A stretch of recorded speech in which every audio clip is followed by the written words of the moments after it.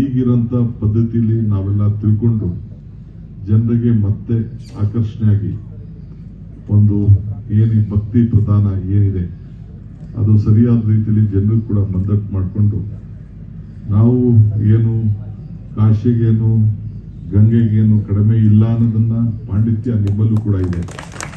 ಅಲ್ಲೆಲ್ಲ ಯಾರು ಬೇಕಾದ್ರೂ ನೀರು ಹತ್ತಕ್ಕೆ ಹೋಗ್ಬೋದು, ಯಾರು ಬೇಕಾದ್ರೂ ವಿಗ್ರಹ ಮುಟ್ಬೋದು, ಯಾರು ಬೇಕಾದ್ರೂ ಮಾಡ್ಬೋದು. ಆದರೆ ನಮ್ಮ ದಕ್ಷಿಣ ಭಾರತದಲ್ಲಿ ನಿಮ್ಮದೇ ಆದಂಥ ಒಂದು ಪದ್ಧತಿ, ಸಂಪ್ರದಾಯ, ಮಡಿ ಎಲ್ಲ ಕೂಡ ನೀವೆಲ್ಲ ಸೇರಿ ಕಾಪಾಡ್ಕೊಂಡು ಬಂದಿದ್ದೀರಿ.